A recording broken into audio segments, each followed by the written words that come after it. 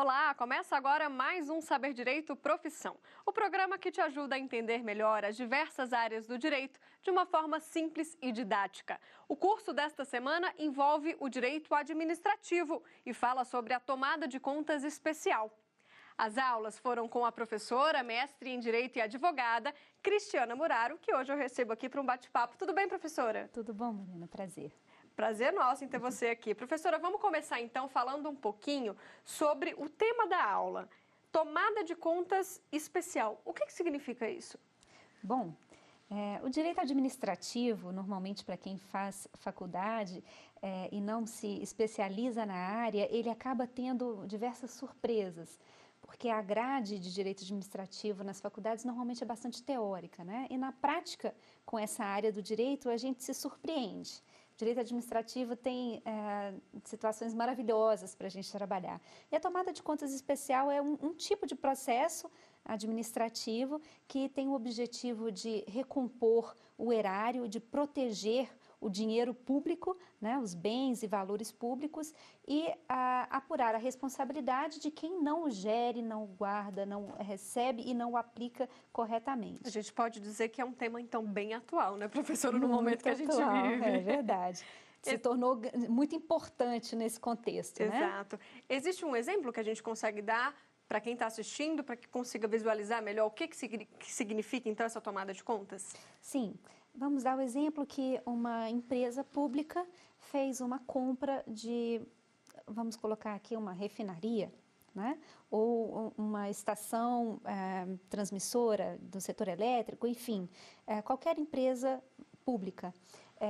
E a empresa, ela fez uma compra e essa compra, segundo o que o Tribunal de Contas avaliou, ela não foi feita de forma adequada porque o preço pago não estava de acordo com os preços de mercado. Um superfaturamento. Por exemplo, né, um superfaturamento pode acontecer numa obra, né, alguma aplicação de um recurso público. E se o tribunal entende que esse recurso não foi devidamente aplicado, foi um ato ilegal, antieconômico ou ilegítimo e trouxe perdas ao erário ou aos cofres de uma empresa estatal, de uma empresa pública, né, ou ao próprio erário, aos cofres da União, o processo de tomada de contas especial tem como objetivo apurar a irregularidade, apurar os responsáveis e recompor o dano causado.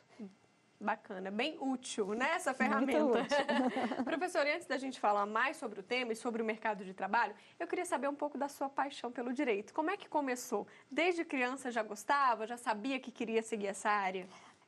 Quando eu tinha por volta dos 7 anos, a minha família passou por um processo judicial e eu achei a decisão final injusta. Fiquei muito revoltada e pensei, eu quero ser juíza. Eu achava que eu poderia fazer justiça, né? Trazer justiça para o país. E com essa paixão eu primeiro fiz vestibular, em princípio eu tentei administração por causa do emprego que eu estava e eu achava que poderia ser mais adequado, né, à oportunidade que eu teria de trabalho, mas não teve jeito, não cursei, passei e não cursei. No semestre seguinte eu fiz direito e falei, vou correr atrás do meu sonho. Eu adorava matemática, então eu queria trabalhar com contas e falei, mas como é que eu vou conciliar matemática com direito? Direito só tem livro, né? Fiquei um pouco perdida, mas eu vi que tinha um tribunal de contas e pensei, olha, isso aqui eu acho que junta direito com contas, será? Né? Vou fazer muitas contas nesse tribunal. E, por fim, eu comecei a cursar a faculdade e descobri que, na verdade, eu não queria ser juíza. Eu me apaixonei pela profissão, pela advocacia propriamente dita e entendi que o advogado também contribui para a justiça, né? Ele também opera o direito, ele também tem um papel de grande importância no direito, na sociedade. E optei, então, pela carreira de advocacia privada. Cheguei a prestar serviço na área pública, mas vi que não era o meu perfil e então segui na carreira privada. Me conta um pouquinho nesse período. Você chegou a prestar o concurso e ser servidora? Isso. Onde foi? Na verdade, eu ocupei um cargo em comissão num hospital federal e trabalhei com a assessoria jurídica do hospital e via ali diversas dificuldades, principalmente quando a gente trabalha com vidas, né? Então, qualquer erro de processo poderia trazer a paralisação do procedimento cirúrgico, enfim.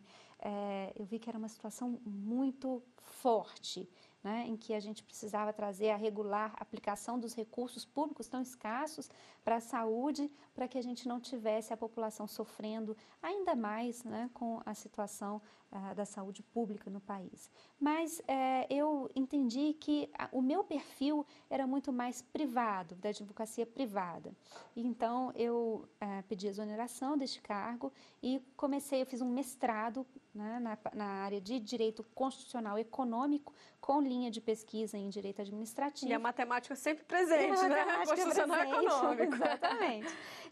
E segui na linha do Direito Administrativo, mas como advogada do setor privado. Entendi. E o mercado? Você começou então no Rio? Comecei no Rio de Janeiro. Quando eu ingressei no mestrado, por meio do mestrado, eu tive notícias de um processo seletivo de um grande escritório de advocacia e fiz uma prova, participei, fui contratada e ali eu comecei a minha carreira. Entendi. Professora, você me contava aqui nos bastidores que já trabalhou, né, com contratos, licitações, compliance, infraestrutura, ênfase em acompanhamento de obras e serviços de engenharia. Isso tudo contempla um pouco o que você está falando também nas aulas? Tem a ver esse tema? Sim, o direito administrativo, ele permeia toda a relação do particular com o poder público.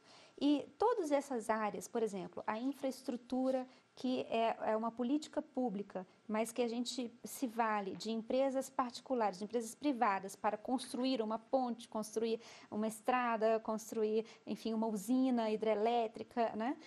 Essa relação do privado com o público é que permeia o direito administrativo. Então, aqui eu tenho que trabalhar com contratos e licitações, porque a contratação da empresa privada é feita por meio de licitação, é assinado um contrato administrativo e todo aquele que recebe os bens públicos, ele tem que prestar contas disso. Então, o que tem a ver com a aula é que se esse contrato não for bem executado, o dinheiro público envolvido não for bem aplicado, pode gerar ao final, um processo de tomada de contas especial, que tem como objetivo último ressarcir o erário de eventuais prejuízos. Por exemplo, uma obra superfaturada, né, que tenha sobrepreço e superfaturamento, o dinheiro pago a mais tem que ser devolvido ao erário e normalmente é por meio de uma tomada de contas especial. Professora, a gente falou agora há pouco, então, de serviço público e temos uma pergunta que a gente recebeu pelo WhatsApp, é do Bruno, um estudante de Direito de São Paulo, que faz um questionamento sobre esse assunto. Vamos ver. Gostaria de saber quais são as vantagens e desvantagens de trabalhar no setor público. O que a gente pode responder, então, para o Bruno? Bom, Bruno, o setor público é bastante desafiador, né? Primeiro, você normalmente lida com desafios muito grandes e poucos recursos. Então, exige uma habilidade muito grande, principalmente na gestão desses recursos, de empregá-los da melhor maneira. Uma grande desvantagem é que você tem algumas limitações, né? Às vezes, no serviço público, você quer trabalhar, você quer inovar e a gente tem hoje um controle muito árduo e o servidor ele pode responder com seu patrimônio pessoal se ele não fizer uma administração correta dos bens e recursos públicos que a ele são confiados para gerir, né? Além disso, como desvantagem no serviço público, a gente tem uma limitação de salário dos proventos, né? Então, são os desafios e desvantagens. Já uma grande vantagem, que é a mais visada por quem presta concurso público, é a estabilidade, né? Então, a segurança de que vai estar sempre com um trabalho e com o seu salário ao final do mês, né? Bem, já na advocacia privada, no setor privado, não só a advocacia, né, tem diversas formas de trabalhar com o direito no setor privado, a gente não tem estabilidade, mas, por um outro lado, a gente também não tem limites de recebimentos de salários. Então, se você ganhar por produção, né, o céu é o limite do seu salário. E, professora, é complicado, né? Cada um tem uma análise e um ponto de vista, mas para um estudante que agora está decidindo o que vai fazer, qual caminho vai tomar, né, depois que sair da faculdade, é difícil pesar, né? por um lado, você ganha bem, mas não tem estabilidade, pode estar desempregada. Por outro lado, você não tem essa propensão de ganhar rios de dinheiro, mas tem aquele emprego, entre aspas, para a vida toda, né? Uhum. Foi difícil para você também tomar essa decisão? Para mim não foi difícil, porque o meu objetivo maior foi a realização profissional. E eu me entendi no direito, no serviço público, muito limitada para o que eu queria realizar, né? Então, a não ser alguns cargos muito específicos do serviço público, eu acho que o setor privado me deu mais oportunidades e mais realização pessoal no exercício da minha profissão. Então, a dica é seguir mesmo o sonho. Seguir o sonho, com certeza. Professora, a gente faz uma pausa, então, aqui no nosso bate-papo. Saber Direito e Profissão vai para um rápido intervalo. Não saia daí.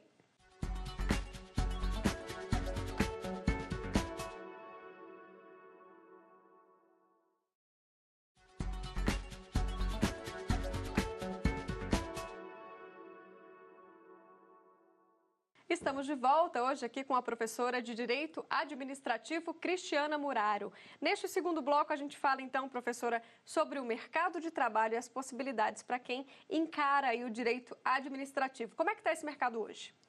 Eu entendo o mercado muito aquecido, porque normalmente quem estuda direito administrativo estuda com o objetivo de prestar concurso.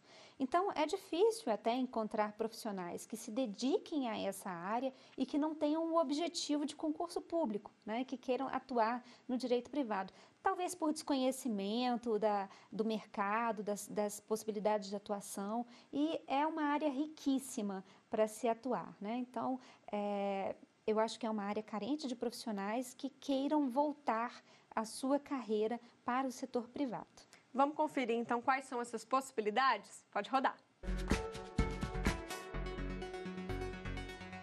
Carreira em Direito Administrativo. O direito administrativo rege as atividades do ponto de vista jurídico na administração pública. Quem buscar essa área vai lidar com assuntos como estrutura e controle da administração pública, licitações, contratos, parcerias, dentre outros.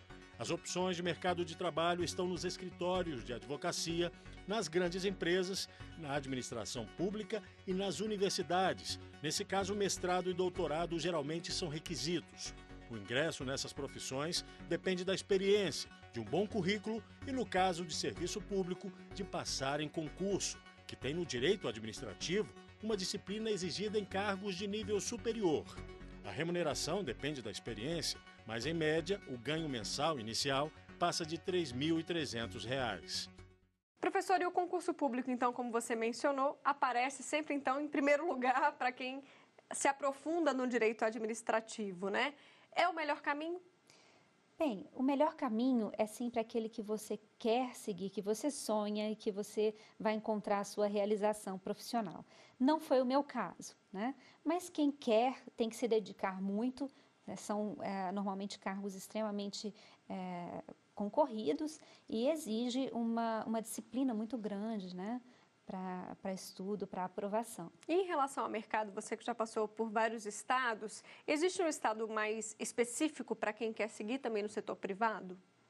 Não, eu acho que a gente tem um mercado um pouco mais aquecido por ter mais rotatividade de profissionais. Por exemplo, em São Paulo, no Rio de Janeiro, no setor privado e aqui em Brasília, por exemplo, eu já vejo o direito público um pouco mais forte, mas mais pela cultura do concurso público do que pelo setor privado propriamente dito, né? Mas em qualquer lugar que você esteja, se você trabalhar bem, né, buscar fazer o melhor dentro da sua profissão, com certeza você encontra o seu lugar. É verdade. Professora, a gente tem uma outra pergunta de um aluno, este aqui de Brasília, é o Adriano. Ele tem alguma dúvida aí sobre a carreira de advogado-geral da União. Vamos conferir. Eu pretendo seguir a carreira de advogado da União e gostaria de saber se você tem alguma sugestão para que eu alcance esse objetivo. Mais uma dúvida, né, de quem ainda está buscando aí o caminho específico da carreira que quer seguir. Qual dica que a gente pode dar para ele? É uma carreira muito bonita, mas, de fato, a melhor dica é disciplina e estudo, né? É um cargo muito concorrido, quem compete por essa vaga normalmente estuda muito E eu acho que não tem fórmula mágica, é estudando mesmo, com muita disciplina. Claro que o enfoque, fazer provas da banca, né, refazer exercícios, buscando se atualizar na legislação, porque está sempre em mutação, eu acho que são as melhores dicas aqui que eu poderia dar para quem está almejando essa carreira. Você dá aula hoje em dia, professora? Hoje eu dou aulas esporádicas em cursos de especialização. Entendi, é um público que já decidiu mais ou menos o que quer, né? Que já Tá ali decidiu só o para que se quer. atualizar? Exatamente, normalmente para aprofundar o conhecimento ganhar um pouco mais de informações para a prática do direito administrativo propriamente dito. Professora, então, para quem quer seguir essa carreira que você escolheu, privada, existe algum diferencial nesse profissional de hoje? Eu acho que o maior diferencial é o seu compromisso com o cliente, né? Quem busca um advogado precisa de uma ajuda, né? Normalmente não se busca um advogado porque está feliz, se busca um advogado porque você tem um problema para resolver e você não conseguiu resolver sozinho, né? Então você procura um advogado, procura alguém que defenda a sua causa. E eu acho que o seu compromisso, abraçar a causa, defender como se fosse um problema seu, né? E ter o compromisso de manter o cliente sempre informado. O cliente não tem noção do trâmite processual, ele não consegue entender por que um processo pode demorar anos no judiciário, ele fica extremamente ansioso, é a vida dele que está, às vezes, em jogo, né? Então, o compromisso com o cliente, o retorno sempre, o posicionamento de como anda o processo, dar uma satisfação do trabalho que você vem prestando, é o maior diferencial hoje para manter uma carteira de clientes boa. É verdade. Professora, e uma dúvida de muitos alunos que vêm aqui, que querem seguir essa área privada, principalmente sobre o dia a dia, né? Porque os escritórios, normalmente, né, a carga de trabalho é muito grande. Me conta um pouco do seu dia a dia. Quantas horas de trabalho, mais ou menos? Leva trabalho para casa? Como é que é a realidade? Bom, quando a gente ganha pelo que faz, né, você coloca o seu limite. Eu tenho uma carga de trabalho mais pesada, mas por opção, porque eu realmente gosto do que eu faço, né? Então, normalmente, durante o dia, no horário útil, são os momentos em que eu recebo clientes, faço reunião, audiência, despacho processo, a gente tem que estar na linha de frente ganhando o processo também nos tribunais. E eu costumo sentar para escrever, para estudar realmente à noite, às madrugadas. Não é uma carga de trabalho fácil, mas, na minha opinião, extremamente gratificante em termos de realização pessoal. Eu sinto que eu cresço a cada dia. Eu tenho uma causa nova, um assunto novo e isso oxigena, né, o nosso cérebro e a gente vê que quanto mais a gente estuda, mais a gente precisa estudar. Então, isso para mim é muito gratificante. É claro que a gente tem que fazer uma conciliação com a vida pessoal. Era isso que eu ia te né? perguntar, porque para as mulheres ainda tem a maternidade, você tem um neném novo, né? Tem. É difícil também essa conciliação, né? Não é fácil, né? Mas não é impossível. Então, às vezes, naquelas madrugadas mal dormidas com o neném, a gente, ao invés de ficar fazendo cochilos pequenos, trabalha de madrugada e tenta dormir no outro horário. Enfim, tem que ter o jogo de cintura, né, para poder conciliar a vida pessoal com a profissional, mas eu acho que vale a pena. Né? Vale a pena porque tanto a pessoal é maravilhosa quanto a profissional é gratificante em realização. Professora, vamos falar um pouco então das dúvidas mais frequentes que os alunos têm no direito administrativo. Qual que é o assunto, né, que mais gera dúvida? Bom, em primeiro lugar, normalmente nas aulas de direito administrativo, a pergunta é: professora, vai cair em concurso? Né? E a gente, é uma pergunta que eu acho que deixa qualquer professor desconfortável, porque o nosso objetivo não é ensinar o concurso, é ensinar o direito, né? E isso é que nos preocupa, que essa geração tenha como objetivo não passar numa prova de concurso e simplesmente ter uma estabilidade e parar de crescer por ali, né? Nos preocupa que ele realmente seja um operador do direito. No direito administrativo, as dúvidas normalmente são voltadas para as questões mais formais da lei de licitações, de contratos, ato administrativo, e é um pouco difícil a compreensão da diferença de uma premissa básica do direito administrativo para o direito civil, por exemplo, né? A legalidade no direito civil, o particular pode fazer tudo que a lei não proíba. Na administração é o contrário, né? Na administração pública, você só pode fazer o que a lei permite. Então, essa inversão, né, do raciocínio é que traz uma certa dificuldade de compreensão do direito administrativo. Não é tão palpável quanto um divórcio, quanto um crime, que é o que a gente está acostumado. Não é. Normalmente não está no dia a dia das pessoas, né? Então, eu acho que é a grande dificuldade de compreensão e de absorção da matéria do direito administrativo.